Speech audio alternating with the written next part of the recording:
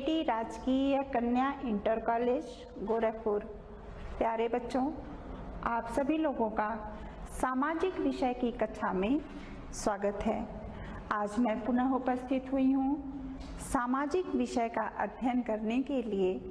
अध्ययन का विषय है समकालीन भारत 2 पाठ 7 राष्ट्रीय अर्थव्यवस्था की जीवन रेखाएं। बच्चों, भाग 1 में हमने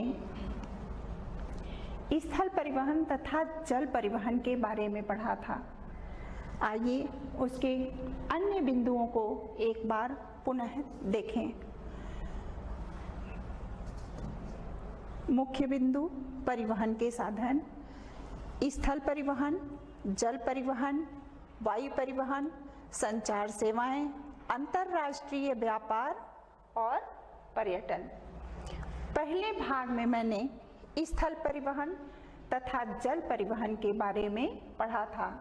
बच्चों, हमने पढ़ा था कि किस प्रकार से स्थल परिवहन में सड़कों का जाल तथा रेल परिवहन, पाइपलाइन हमारे लिए महत्वपूर्ण थे। जल परिवहन के अंतर्गत हमने अनेक प्रकार के राष्ट्रीय मार्गों तथा पत्तनों के बारे में पढ़ा था। आइए वायु परिवहन के बारे में जानें।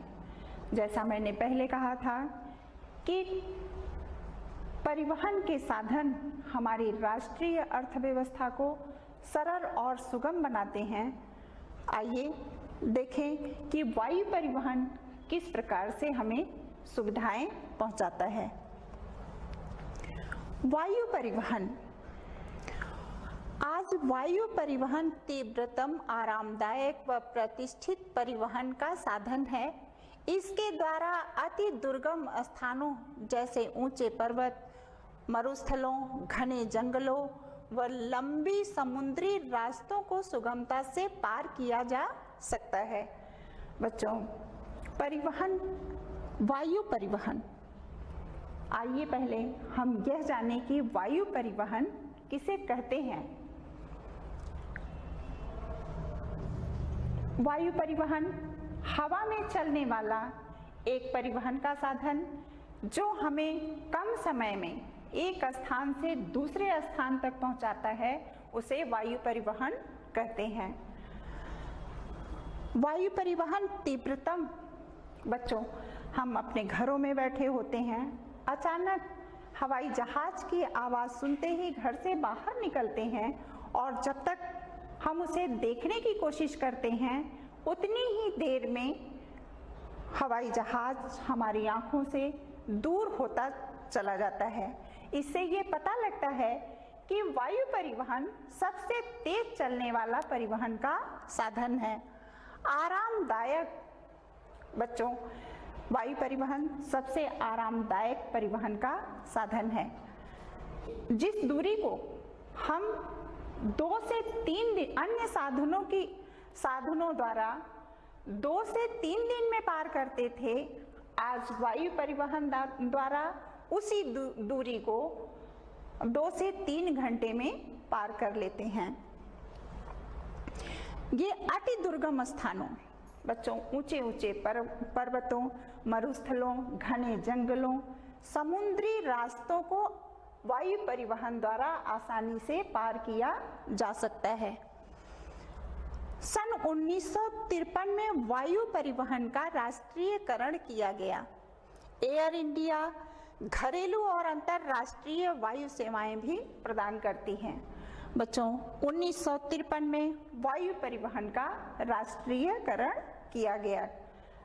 वायु परिवहन हमें घरेलू सेवाओं के साथ साथ अंतर्राष्ट्रीय सेवाएं भी प्रदान करती हैं। बच्चों, वायु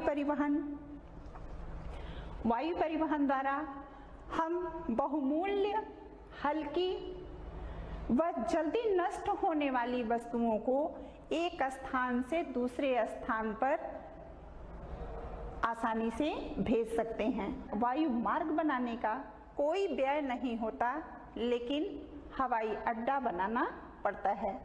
बच्चों, हमारे देश में 486 हवाई अड्डे हैं, जिसमें 34 अंतर्राष्ट्रीय हवाई अड्डे हैं। आइए कुछ हवाई अड्डों के नाम जानें। जैसे दिल्ली का इंदिरा गांधी अंतर्राष्ट्रीय हवाई अड्डा, अमृतसर का गुरु रामदास अंतर्राष्ट्रीय हवाई अड्डा, लखनऊ उत्तर प्रदेश के लखनऊ में चौधरी चरण सिंह हवाई अड्डा, बनारस में लाल बहादुर शास्त्री हवाई अड्डा, कोलकाता में नेताजी सुभाष चंद्र अंतर्राष्ट्रीय हवाई अड्डा। इस प्रकार से अनेक हवाई अड्डे राष्ट्र के अनेक नेताओं के नाम पर रखे गए हैं।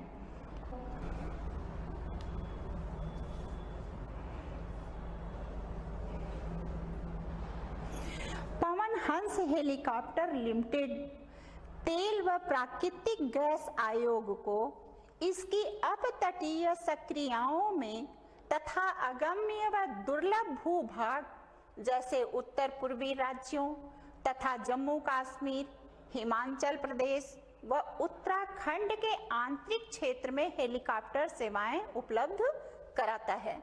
बच्चों, पवन हंस हेलीकॉप्टर लिमिटेड तेल व प्राकृतिक गैस आयोग को इसके उन दुर्गम स्थानों पे जहाँ पे कोई साधन नहीं पहुँच पाता, उन स्थानों पे जैसे पूर्वी राज्यों, जम्मू कश्मीर, हिमाचल प्रदेश, उत्तराखंड के आंतरिक क्षेत्रों में हेलीकॉप्टर सेवाएं उपलब्ध करवाता है। हवाई यात्रा सभी व्यक्तियों की पहुंच में नहीं है। बच्चों, हवाई यात्रा सभी व्यक्तियों की पहुंच से बाहर है। आम आदमी अधिक महंगा होने के कारण आम व्यक्ति इसमें सफर नहीं कर पाता। बच्चों, हमारे देश में तो हेलीकॉप्टर सेवाएं यात्रियों को और लोगों को पहुंचाने के लिए कार्य करता है।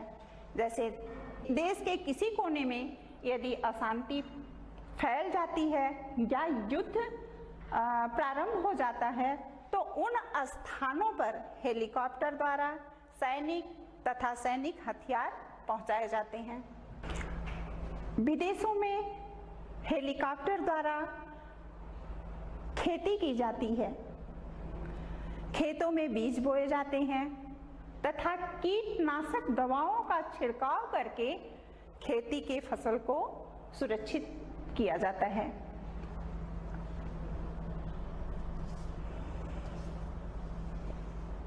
इस तरह से हमने वायु परिवहन के बारे में जाना। आइए एक और बिंदु के बारे में जानकारी प्राप्त करें। संचार सेवाएं। संचार सेवाएं किसे कहते हैं तथा इसका हमारे जीवन में क्या महत्व है, आइए जानें। संचार जिन माध्यमों से हम अपने संदेश या समाचार को एक दूसरे देशों में पहुंचाते हैं, उसे संचार सेवाएं कहते हैं। संचार सेवाओं के अनेक माध्यम हैं, जैसे टेलीफोन, डाक, तार, फैक्स आदि संचार के महत्वपूर्ण साधन हैं। समाचार पत्र पत्रिकाएं, ईमेल तथा उपग्रह आदि भी संचार के माध्यम हैं। संदेश प्राप्तकर्ता या संदेश भेजने वाले के गतिविहीन रहते हुए भी लंबी दूरी का संचार बहुत आसान है। बच्चों, हम अपने जगह से बिना हिले अपनी बातों को दूर दराज के क्षेत्रों में आसानी से पहुंचा सकते हैं। आज इलेक्ट्रॉनिक माध्यम इतना सशक्त हो गया है कि हम अपने संदेश को ईमेल द्वारा घर बैठे ही एक स्थान से दूसरे स्थान पर अपने संदेश को आसानी से पहुंचा सकते हैं और प्राप्त भी कर सकते हैं। इलेक्ट्रॉनिक माध्यम द्वारा आज अंतरराष्ट्रीय बाजारों के उतार चढ़ाव को आसानी से जाना जा सकता है।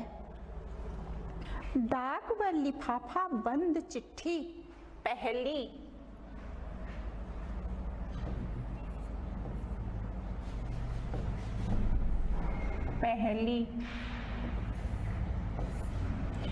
श्रेणी की डाक समझी जाती है तथा विभिन्न स्थानों पर वायुयान द्वारा पहुंचाए जाते हैं। बच्चों, कार्ड व लिफाफा बंद चिट्ठी जरूरी कार्ड होते हैं। हमारे यहाँ अक्सर हमारा भारत देश सांस्कृतिक कार्यक्रमों से भरा हुआ है। अनेक प्रकार के कार्ड छपते हैं जिन्हें दूर देशों तक पहुंचाने के लिए हमें वायुयान का सहारा लेना पड़ता है। द्वितीय श्रेणी की डाक में रजिस्टर्ड पैकेट, किताबें, अखबार तथा मैगजीन शामिल हैं। ये धरातलीय डाक द्वारा पहुंचाए जाते हैं। इसके लिए स्थल व जल परिवहन का प्रयोग किया जाता है।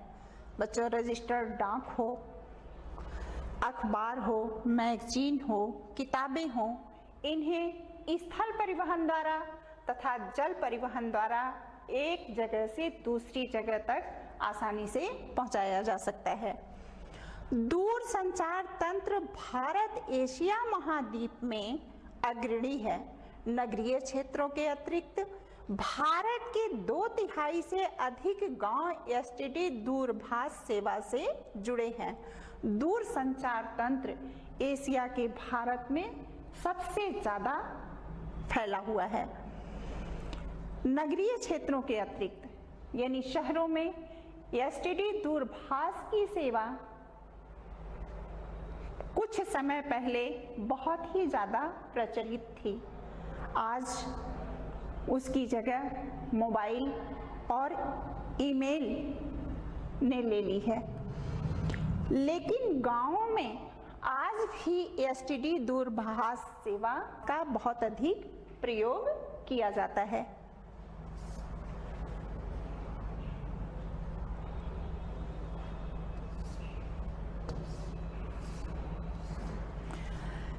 जनसंचार मानव को मनोरंजन के साथ साथ बहुत से राष्ट्रीय कार्यक्रम व नीतियों के विषय में जागरूक करता है। इसमें रेडियो, दूरदर्शन, समाचार पत्र पत्रिकाएं, किताबें तथा चलचित्र सम्मिलित हैं। बच्चों, आज जनसंचार का जो माध्यम है, जैसे रेडियो, दूरदर्शन, समाचार पत्र पत्रिकाएं, किताबें तथा चलचित्र, वो बहुत ही ज्यादा विकसित हैं। इनके द्वारा हम अनेक प्रकार के राष्ट्रीय कार्यक्रम तथा जनता को जागरूक करने के लिए इसका प्रयोग करते हैं। आकाशवाणी राष्ट्रीय, क्षेत्रीय तथा स्थानीय भाषा में देश के विभिन्न भागों में अनेक वर्ग के व्यक्तियों के लिए विविध कार्यक्रम प्रसारित करता है। आकाशवाणी, जिन्हें हम ऑल इंडिया रेडियो के नाम से जानते हैं, वो अनेक प्रकार के राष्ट्रीय कार्यक्रम प्रस्तुत करते हैं तथा क्षेत्रीय स्थानों में क्षेत्रीय जहाँ की जो भाषा होती है, जिस प्रदेश की जो भाषा होती है, उस भाषा में भी अनेक प्रकार के कार्यक्रम प्रस्तुत किए जाते हैं। अनेक वर्ग के व्यक्तियों के लिए, बच्चों के लिए अलग प्रोग्राम होता है, युवाओं के लिए अलग प्रोग्राम होता है, बूढ़ों के लिए अलग प्रोग्राम होता है। अनेक प्रकार के शिक्षित कार्यक्रम प्रस्तुत किए जाते हैं। भारत में वर्ष भर अनेक समाचार पत्र पत्रिकाएं प्रकाशित की जाती हैं। समाचार पत्र लगभग 100 भाषाओं तथा बोलियों में प्रकाशित होते हैं। बच्चों, भारत में अनेक समाचार पत्र पत्रिकाएं प्रकाशित की जाती हैं। समाचार पत्र लगभग 100 भाषाओं तथा बोलियों में प्रकाशित की जाती है।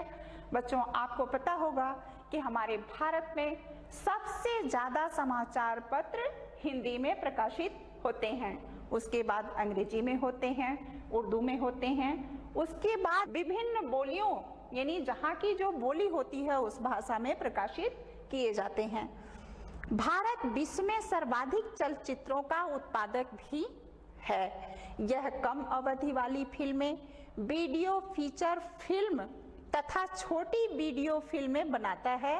भारतीय व विदेशी सभी फिल्मों को प्रमाणित करने का अधिकार केंद्रीय फिल्म प्रमाणन बोर्ड को है।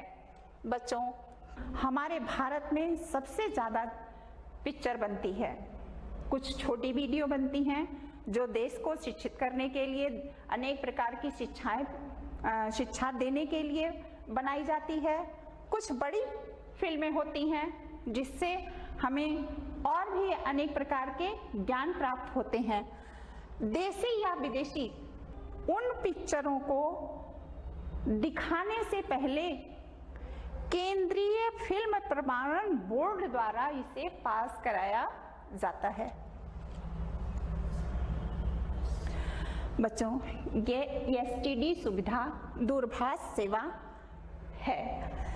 लंबे रास्तों पे जब हमारे यहाँ हमारी टेक्नोलॉजी इतनी अधिक विकसित नहीं थी, तब ये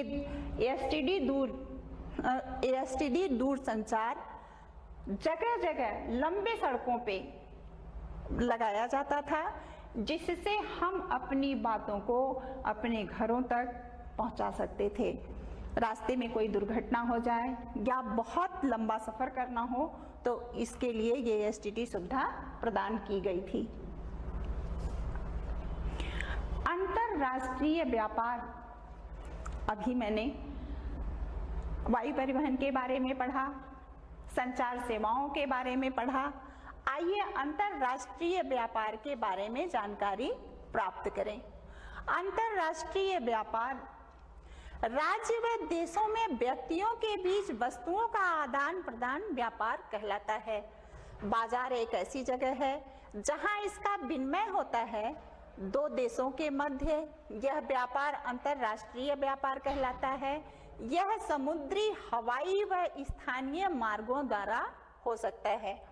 बच्चों, राज्यों यानी दो राज्य हो, चाहे दो देश हो, चाहे दो स्थानीय क्षेत्र हो, चाहे दो प्रदेश हो, इन लोगों के बीच वस्तुओं का आदान प्रदान व्यापार कहलाता है। दो राष्ट्रों के, दो देशों के बीच वस्तुओं का आदान प्रदान अंतरराष्ट्रीय व्यापार कहलाता है। प्रदेशों के बीच वस्तुओं का आदान प्रदान राष्ट्रीय व्यापार कहलाता है। दो देशों के बीच वस्तुओं का आदान प्रदान अंतरराष्ट्रीय व्यापार कहलाता है। दो प्रदेशों के बीच वस्तुओं का आदान प्रदान राष्ट्रीय व्यापार कहलाता है। दो प्रदेशों के बीच प्रादेशिक बाजार कहलाता है।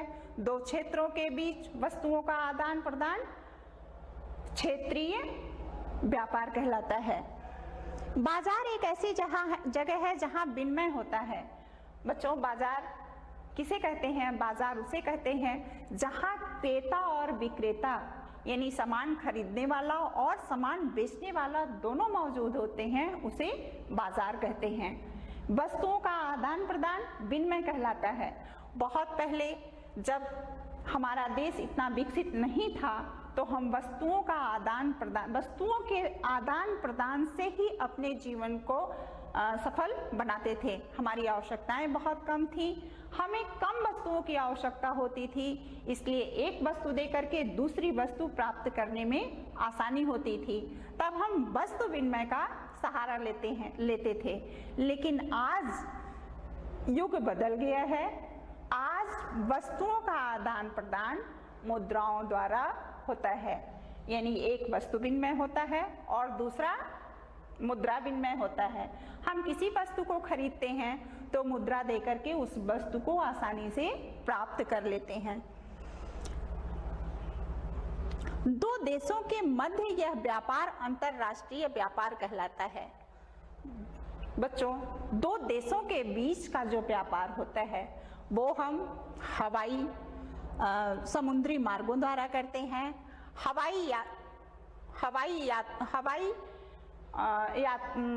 यानों द्वारा करते हैं, स्थानीय मार्गों द्वारा करते हैं। बच्चों, समुद्री मार्गों, वायुयानों द्वारा या स्थानीय मार्गों द्वारा, सड़कों द्वारा हम अंतरराष्ट्रीय व्यापार करते हैं। एक देश के अंतरराष्ट्रीय व्यापार की प्रगति उसके आर्थिक वैभव का सूचक है। बच्चों, हर राष्ट्र किसी न किसी क्षेत्र में अग्रणी होता है, किसी न किसी उत्पाद, चाहे वो उत्पादन का क्षेत्र हो या फिर धरती द्वारा प्राप्त की गई वस्तुएं हो।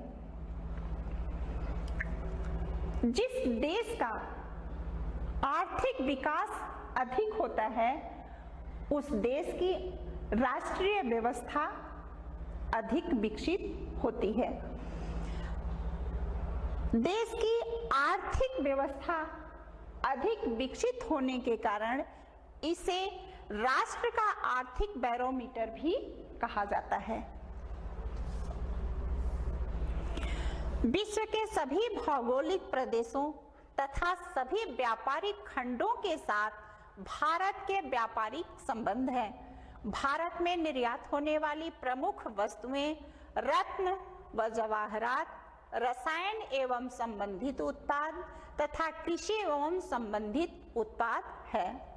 विश्व के सभी भौगोलिक प्रदेशों तथा व्यापारिक खंडों के साथ भारत का अच्छा संबंध है। भारत में निर्यात होने वाली वस्तुएं रत्न व जवाहरात, रसायन एवं संबंधित उत्पाद तथा कृषि एवं संबंधित उत्पाद है। बच्चों, भारत से अनेक प्रकार के रासायनिक पदार्थ,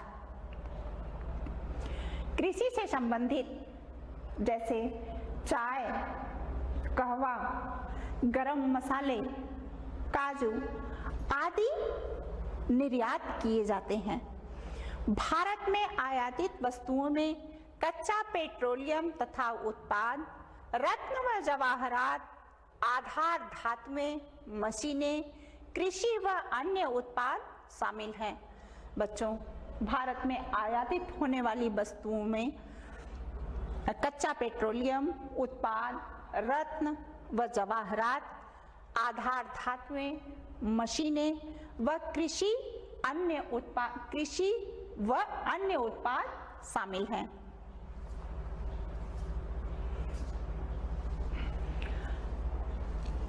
पर्यटन एक अन्य बिंदु। पर्यटन एक व्यापार के रूप में पिछले 3 दशकों में भारत में पर्यटन उद्योग में महत्वपूर्ण वृद्धि हुई है। 150 लाख से अधिक व्यक्ति पर्यटन उद्योग में प्रत्यक्ष रूप से संलग्न हैं। पिछले 3 दशकों में भारत में पर्यटन उद्योग में महत्वपूर्ण वृद्धि हुई है। 150 लाख से अधिक व्यक्ति इस पर्यटन उद्योग में लगे हुए हैं। पर्यटन राष्ट्रीय एकता को प्रोत्साहित करता है तथा स्थानीय हस्तकला व सांस्कृतिक उद्यमों को प्रश्रय देता है। बच्चों, हम अक्सर कहीं घूमने जाते हैं, जब हम अपने ही प्रदेश में, अपने ही देश में एक जगह से दूसरे जगह घूमने जाते हैं तो अनेक प्रकार की वस्तुएं लाते हैं। वहाँ के सांस्कृतिक बोलचाल तथा भाषा या अन्य चीजों को ग्रहण करके आते हैं। लेकिन जब हम विदेशों में जाते हैं तो विदेश की राष्ट्रीय एकता को ग्रहण करते हैं। उस राष्ट्र की एकता कैसी है, वहाँ की हस्तकलाएं, जो हाथों से बनाई हुई, हाथों से निर्मित की हुई वस्तुएं हैं, उन्हें हम लाते हैं, सांस्कृतिक उद्यमों को प्रश्रय देते हैं। बच्चों वहाँ के सांस्कृतिक कार्यक्रमों को भी ग्रहण करते हैं। विदेशी पर्यटक भारत में विरासत पर्यटन, बारी पर्यटन, रोमांचकारी पर्यटन, सांस्कृतिक पर्यटन, चिकित्सा पर्यटन तथा व्यापारिक पर्यटन के लिए आते हैं। बच्चों विदेशों से अनेक पर्यटक अनेक रूप में आते हैं।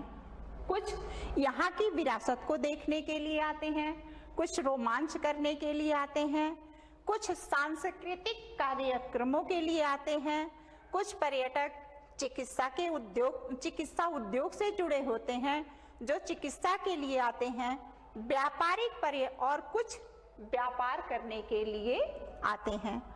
बच्चों इस प्रकार से हमने वायु परिवहन, संचार सेवाएं, अंतर्राष्ट्रीय व्यापार तथा पर्यटन के बारे में जानकारी प्राप्त की। आइए गृह कार्य के बारे में जानें। गृह कार्य, बहुवैकल्पिक प्रश्न। निम्न में से कौन सा शब्द दो या दो से अधिक देशों के व्यापार को दर्शाता है? आंतरिक व्यापार, अंतर्राष्ट्रीय व्यापार, बाहरी व्यापार या स्थानीय व्यापार। दूसरा प्रश्न है बच्चों, निम्नलिखित प्रश्नों के उत्तर लगभग 30 शब्दों में दीजिए। संचार के कौन कौन से माध्यम हैं? व्यापार। दूसरा, व्यापार से आप क्या समझते हैं? स्थानीय व अंतरराष्ट्रीय व्यापार में अंतर स्पष्ट करें। बच्चों ये एक बड़ा क्वेश्चन है जो 120 शब्दों में इसका उत्तर देना है। परिवहन तथा संचार के साधन किसी देश की जीवन रेखा तथा अर्थव्यवस्था क्यों कहे जाते हैं? बच्चों पाठ यहीं समाप्त होता है। धन्यवाद।